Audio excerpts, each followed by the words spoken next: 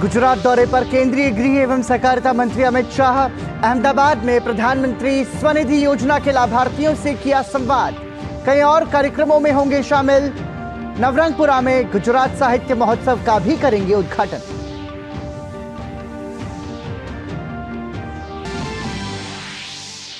बिहार में अपराधी बेकाबू। सिवान में एआईएमआईएम नेता की हत्या। भाजपा ने कानून व्यवस्था पर उठाए सवाल, कहा फिर से जंगल राज की स्थापना।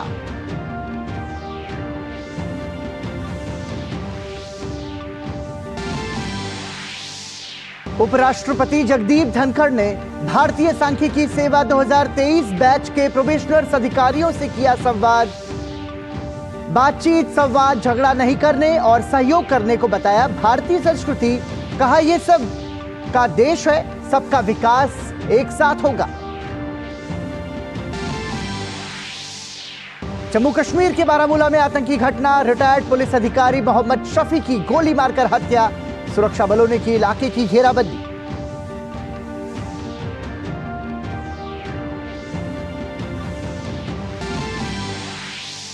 WFI पर खेल मंत्रालय का बड़ा फैसला। भारतीय कुश्ती संघ की गतिविधियां अगले आदेश तक निलंबित।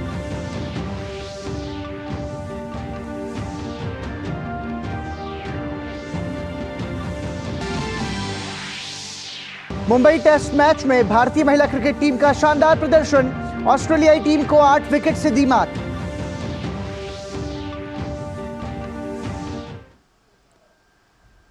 नमस्कार, आप देख रहे हैं समाचार आपके साथ। मैं हूं पराक्रम सिंह शेखावत और सुर्खियों के बाद आइए अब खबरों पर नजर डालते हैं विस्तार से। केंद्रीय गृह एवं सहकारिता मंत्री अमित शाह आज अहमदाबाद में आयोजित स्नेह मिलन कार्यक्रम में शामिल हुए। इस मौके पर उन्होंने प्रधानमंत्री स्वनिधि योजना के लाभार्थियों और उनके परिजनों को शॉल पहनाकर और प्रमाण पत्र देकर सम्मानित किया। उन्होंने कार्यक्रम में आए लोगों को भी संबोधित किया। इसके अलावा गृह मंत्री पानसर तालाब का लोकार्पण और विभिन्न विकास कार्यों का शिलान्यास और उद्घाटन करेंगे।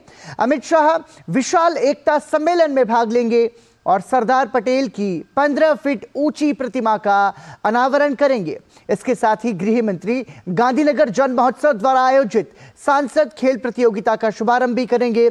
अमित शाह नवरंगपुरा में गुजरात साहित्य महोत्सव का भी उद्घाटन करेंगे।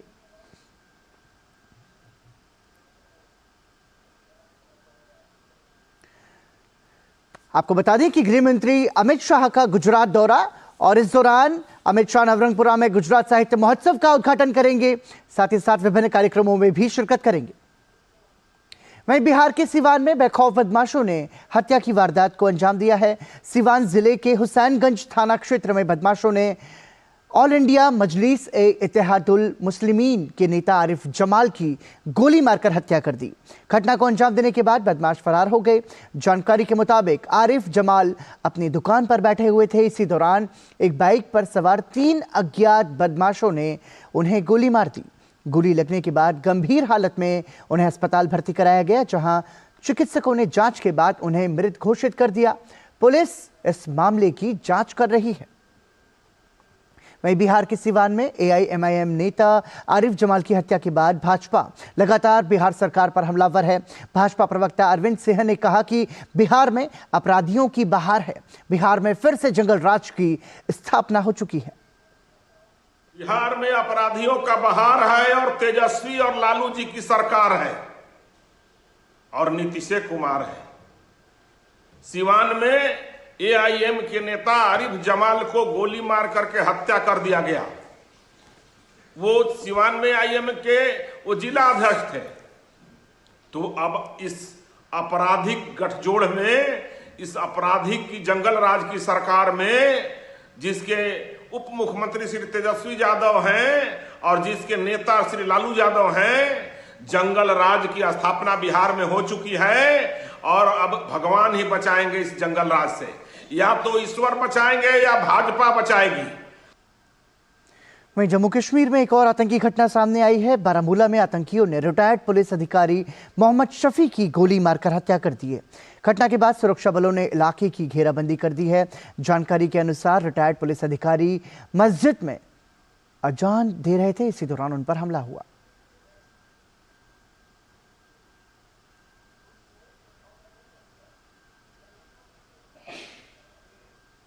जम्मू कश्मीर में सेना ने कहा कि वह पुंछ जिले की सुरानकोट तहसील में डियर की गली में हुए आतंकी हमले की जांच में पूरा सहयोग देगी। इस हमले में 4 सैनिक शहीद हो गए थे और 2 अन्य घायल हो गए थे।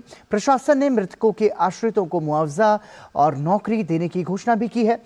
रजौरी और पुंछ में कल तड़के मोबाइल इंटरनेट सेवा बंद कर दी गई थी। हालांकि स्थिति शांतिपूर्ण बनी हुई है।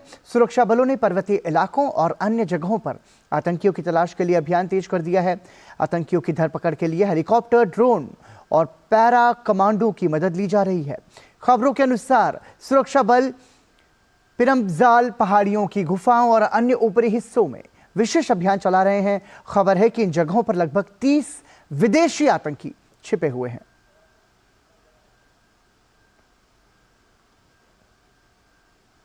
जम्मू कश्मीर के पुंछ जिले में आतंकी हमले में शहीद हुए सैनिकों का पुष्पांजलि अर्पित उन्हें की गई।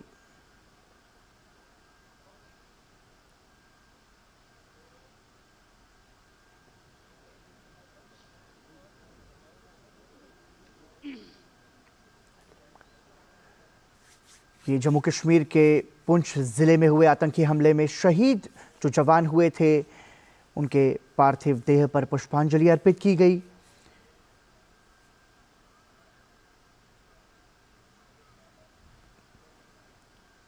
और केंद्रीय जांच एजेंसी प्रवर्तन निदेशालय ने प्रतिबंधित संगठन पॉपुलर फ्रंट ऑफ इंडिया से जुड़े 5 लोगों को गिरफ्तार किया है। ये सभी आरोपी पीएफआई में अलग अलग ओहदों पर थे, जो विदेश से हवाला के जरिए आए करोड़ों रुपयों का इस्तेमाल देश विरोधी गतिविधियों में कर रहे थे।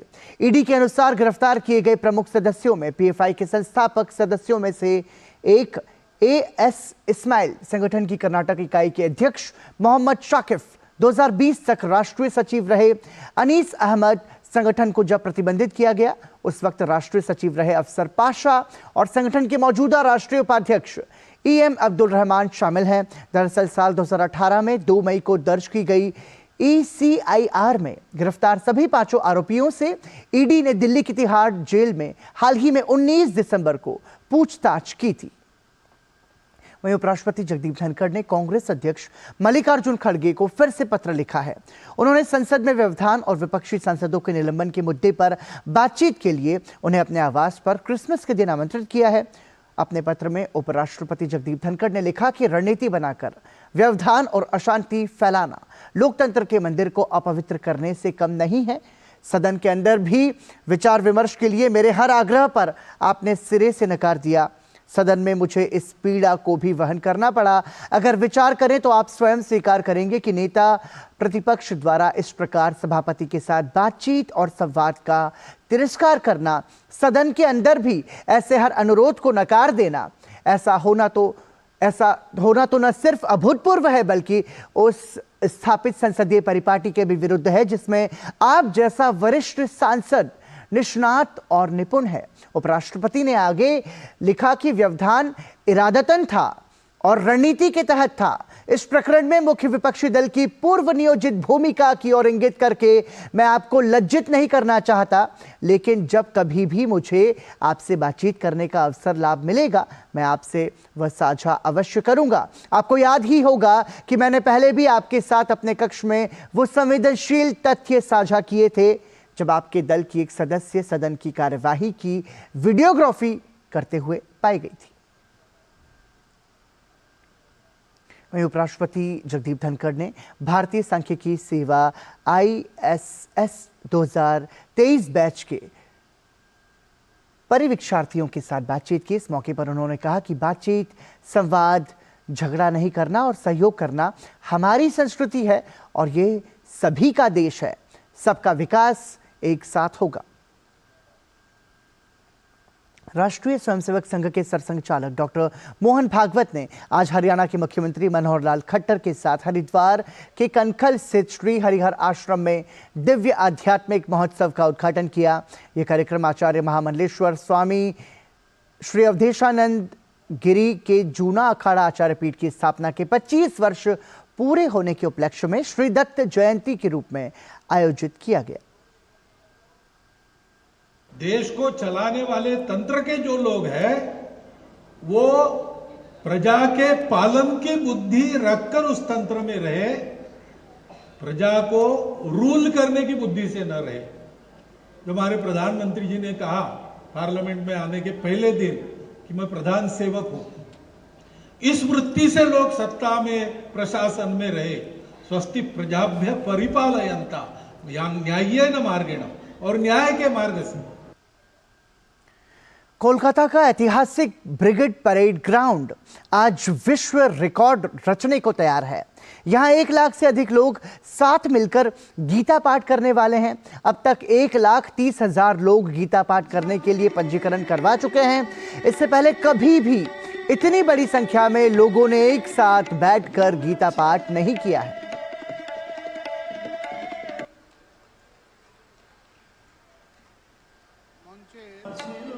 प्रधानमंत्री नरेंद्र मोदी ने अपने संदेश में लिखा कि सनातन संस्कृति संसद, मतीलाल भारत तीर्थ सेवा मिशन आश्रम और अखिल भारतीय संस्कृत परिषद द्वारा संयुक्त रूप से कोलकाता के परेड ग्राउंड में आयोजित लोखो कंठे गीता पाठ के बारे में जानकर प्रसन्नता हुई। 1 लाख लोगों द्वारा गीता का पाठ करने का लक्ष्य वास्तव में प्रशंसनीय है। श्रीमद् भगवद गीता एक व्यवहारिक मार्गदर्शक है जो अपार ज्ञान प्रदान करती है और एक सार्थक जीवन जीने का मार्ग दिखाती है। ये जीवन की चुनौतियों से निपटने के लिए एक पुस्तक के रूप में भी कार्य करती है। गीता द्वारा प्रस्तावित मार्गों का बहुलवाद भारतीय विचार और संस्कृति के लिए सर्वोत्कृष्ट है। 2047 तक का समय सामूहिक प्रयासों से मजबूत, विकसित और समावेशी भारत के निर्माण के सपने को पूरा करने का अवसर है। लोखो कंठे गीता पथ सभी के लिए शांति और कल्याण लाए। इस प्रयास की सफलता के लिए सभी आयोजकों को शुभकामनाएं। और इसी के साथ समाचार में फिलहाल रुक रहे हैं एक छोटे से ब्रेक के लिए, लेकिन देखते रहिए डीडी न्यूज। दादी, आज भी आपकी चाय की दुकान बंद थी? 1 महीने से बीमार हूँ, काम बंद और इलाज का खर्चा अलग। आयुष्मान कार्ड नहीं बनवाया? नाम सुना है, कहाँ बनवाना है, कैसे बनवाना है, इस उम्र में भाग दौड़। कार्ड अभी बन जाएगा। आयुष्मान ऐप पर जाकर अपना या परिवार के सदस्य का नाम लाभार्थी सूची में ढूंढें। आधार, OTP या फेस ऑथ द्वारा ऑथेंटिकेट करें। डिटेल्स भरें। अब मोबाइल से फोटो खींचकर अपलोड करें। बन गया। अब ठीक होकर अपने हाथ की चाय पिला दो। और एक प्रकार से PM जय अब गरीबों की जय बन गई है। 5 लाख तक के मुफ्त उपचार की गारंटी। स्वास्थ्य का वरदान आयुष्मान। चेक।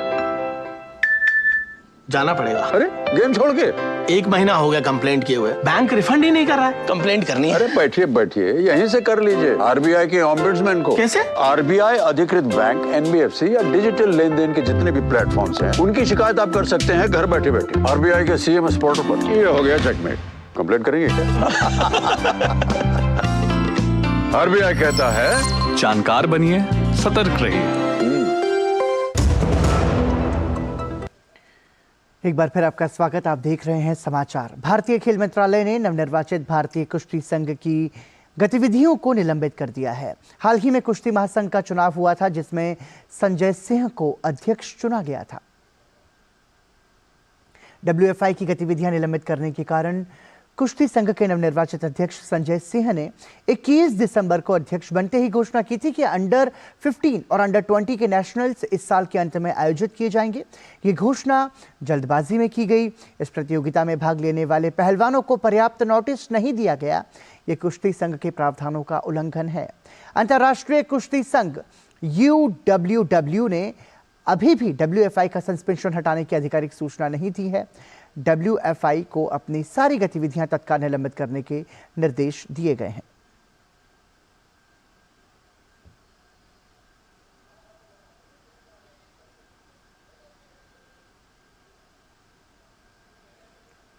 आपको बता दें कि ये जो पूरा प्रकरण है, जो कुश्ती संघ के नवनिर्वाचित अध्यक्ष थे, उसके बाद में इसकी जो सभी गतिविधियां थीं उसे निलंबित कर दिया गया। और हमारे साथ इस पर ज्यादा जानकारी के लिए जुड़े हुए हमारे सहयोगी गौरव जानना चाहेंगे कि नवनिर्वाचित अध्यक्ष चुने गए थे और उसके बाद में अब कुश्ती संघ को ही निलंबित कर दिया गया है। जो जानकारी सामने आ रही है, मोटे तौर पर बड़ी वजह इसके पीछे क्या है? देखिए पराक्रम, अगर मोटे तौर पे इसकी वजहों पर जाएं तो जिस तरह से कहना पड़ेगा कि कुश्ती के अध्यक्ष बनते ही संजय सिंह ने जिस तरह से जोर देते हुए कहा कि अंडर 15 और अंडर 20 की जो प्रतियोगिताएं हैं वो इस महीने के अंत में ही की जाएंगी और जल्द ही उनको उत्तर प्रदेश में जो है गोंडा में जो है वो आयोजित कराया जाएगा। तो खिलाड़ियों के लिए समय नहीं था, पहलवानों के पास समय नहीं था, क्योंकि आमतौर पे ये होता है कि जब भी आप WFI इस तरह का जो भी फैसला लेती है वो किसी हड़बड़ी में नहीं लेती है, बल्कि पहलवानों से बात होती है, जो भी सदस्य होते हैं उनसे तमाम राय मशवरा किया जाता है और उसके बाद जो है वो किसी एक स्तर पर फैसले पर पहुंचा जाता है। लेकिन यहाँ पर हमने देखा कि जैसे ही वो नवनिर्वाचित जो अध्यक्ष थे उन्होंने तुरंत इस बात का फैसला ले लिया। इसके अलावा अगर बात कर ली जाए तो जिस तरह से स्पोर्ट्स कोड का एक फॉलो करने की जो बात थी उसमें भी कहीं ना कहीं जो है गड़बड़ी जो है वो पाई गई, क्योंकि कई जो सदस्य थे उन्होंने इस बात को सामने भी रखा कि इन चुनावों में जिस तरह से अगर WFI का आप चुनाव लड़ रहे हैं तो उसमें वही व्यक्ति जो है वो WFI का चुनाव लड़ सकता है जो कि किसी राज्य इकाई से संबंधित हो। लेकिन इस तरह के भी आरोप लगे, इस तरह की भी बातें सामने आई कि इनमें उन व्यक्तियों ने भी चुनाव लड़े और जीते जो किसी भी राज्य इकाई से संबंधित नहीं थे। तो ये तमाम जो विषय थे वो कहीं ना कहीं लगातार जो है वो सामने आते रहे, जिसके बाद हम देख रहे हैं कि इस तरह की एक जो एक रिएक्शन है जो वो सामने आया है। जी धन्यवाद गौरव।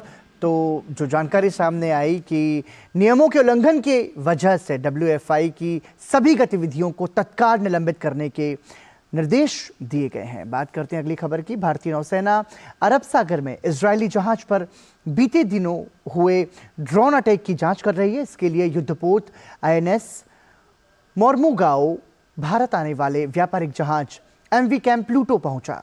इसी जहाज पर ड्रोन हमला हुआ था जिसे ईरान की ओर से किया गया माना जा रहा है। अधिकारियों के मुताबिक भारतीय नौसेना ने इस बात की जांच शुरू कर दी है कि जहाज पर हमला करने के लिए इस्तेमाल किया गया ड्रोन लंबी दूरी से लॉन्च किया गया था या पास के किसी जहाज से किया गया था। भारतीय नौसेना के अधिकारी ने कहा कि गैबन के ध्वज वाले जहाज MV साईबाबा को भी लाल सागर में ड्रोन हमले का सामना करना पड़ा है। इसमें चालक दल के 25 भारतीय सदस्य सवार थे जो सुरक्षित हैं।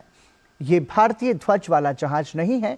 उधर अमेरिका ने कहा कि ये 2021 के बाद से वाणिज्यिक शिपिंग पर यह 7वां ईरानी हमला था। 25 भारतीय और एक वियतनामी चालक दल के सदस्य के साथ चल रहे MV कैम प्लूटो जहाज पर शनिवार को एक संदिग्ध ड्रोन द्वारा हमला किए जाने के बाद आग लग गई। ICG ने एक आधिकारिक बयान में कहा कि इस जहाज को बाद में भारतीय तट रक्षक द्वारा सुरक्षित कर लिया गया। इस बीच भारतीय तटरक्षक जहाज ICGS विक्रम आज सुबह अरब सागर में व्यापारी जहाज MV कैम प्लूटो को मुंबई की ओर ले जा रहा है। कल ड्रोन की चपेट में आए व्यापारी जहाज ने ICGS विक्रम द्वारा एस्कॉर्ट किए जाने का अनुरोध किया था।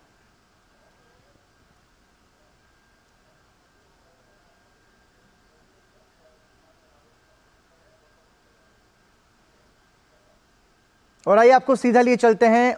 उपराष्ट्रपति जगदीप धनखड़ एक दीक्षांत समारोह को संबोधित कर रहे हैं गौतम बुद्ध नगर में। Walking into the world now, you are taking a larger leap. But unlike my time, which was very difficult, I was elected to Lok Sabha in 1989. I was a union minister. So I know both these sides. One, the difficulties which I faced as a student. Scholarship नहीं मिलती तो पढ़ाई नहीं कर पाता. And I have seen what Bharat was in 89 to 91. सोने की चिड़िया कहलाने वाले देश का सोना हवाई जहाज के माध्यम से स्विट्जरलैंड के 2 बैंकों के अंदर गिरवी रखना पड़ा. वो हालात थे हमारे. हम आज कहां आ गए? Boys and girls, you are walking into an ecosystem now जहां भ्रष्टाचार का बोलबाला नहीं है। एक जमाना था power corridors were infested with power brokers. बिना करप्शन को सलाम किए हुए कोई काम होता नहीं था। These elements, nefarious elements, leveraged decision making in the higher echelons of power at the state and center. और आज क्या है? चाणक्य की नीति को अपनाकर झट से उनको नष्ट कर दिया। We have now an ecosystem where our power corridors have been sanitized of corrupt elements, middlemen. ये क्या छोटी उपलब्धि है जिसमें आप वो कर रहे हैं आज के दिन? किसी भी समाज के लिए, खास तौर से प्रजातांत्रिक समाज के लिए, ये बहुत जरूरी है कि हम आम आदमी अपना सर उठाकर चले कि मेरे को वो अधिकार हैं जो दूसरे को हैं। I will be treated equally, और कानून की दृष्टि में मैं एक रहूंगा, कोई भेदभाव नहीं होगा। पर जमाना था कानून हमारा क्या कर लेगा, कानून हमारी मुट्ठी में है, कानून का शिकंजा हमारे गले तक कैसे पहुंचेगा। और यह हकीकत भी थी। There has been a sea change, a change for the better. No one is above the law now.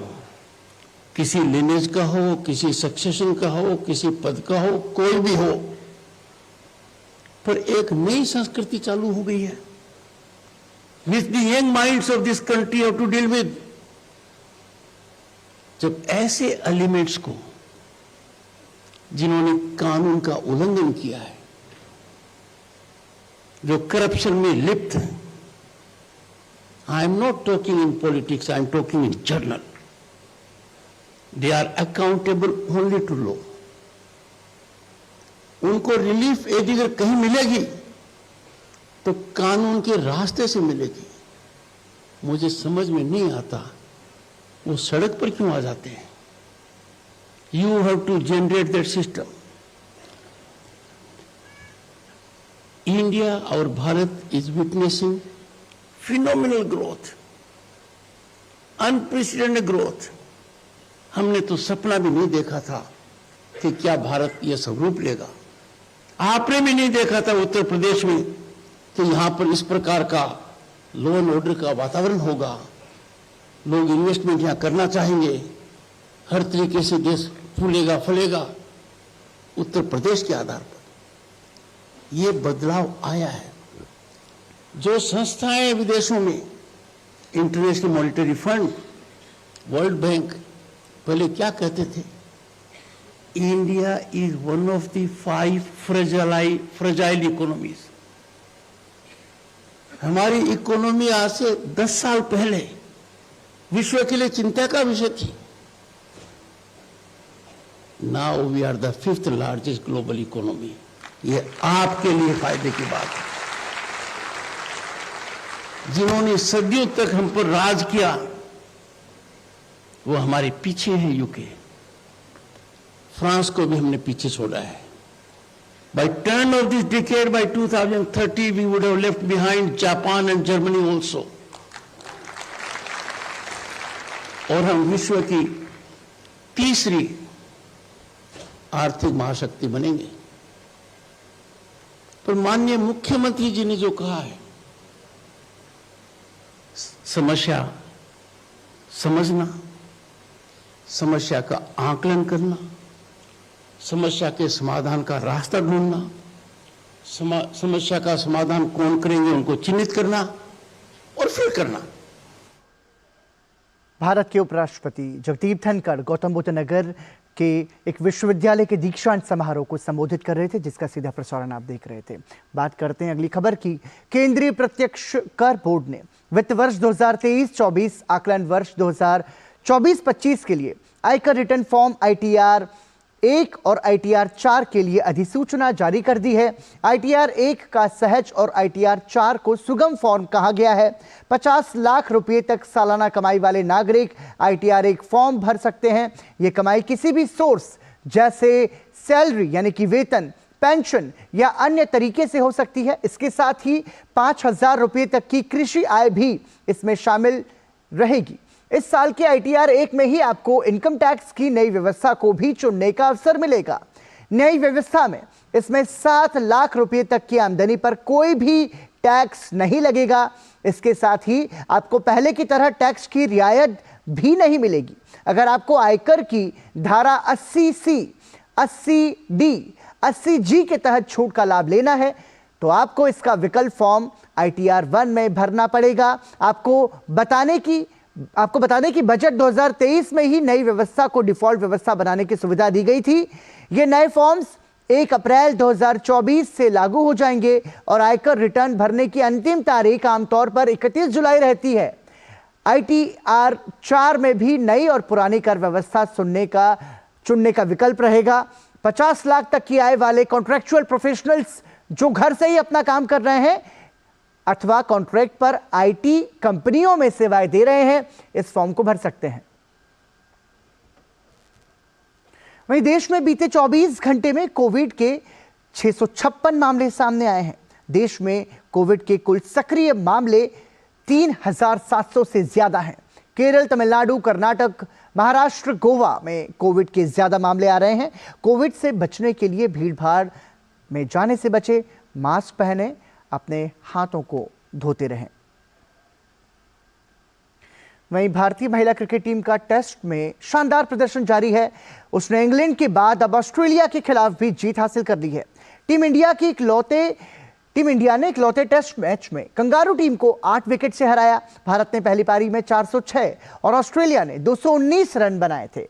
Team India को पहली पारी में 187 रन की बढ़त मिली थी। उसके बाद ऑस्ट्रेलिया टीम ने दूसरी पारी में 261 रन बनाए। भारत को 75 रन का लक्ष्य मिला। उसने 2 विकेट के नुकसान पर लक्ष्य को हासिल कर लिया। और इसी के साथ ही समाचार में अभी के लिए इतना ही, लेकिन DD न्यूज पर खबरों का सफर कभी नहीं थमता। देखते रहिए DD न्यूज।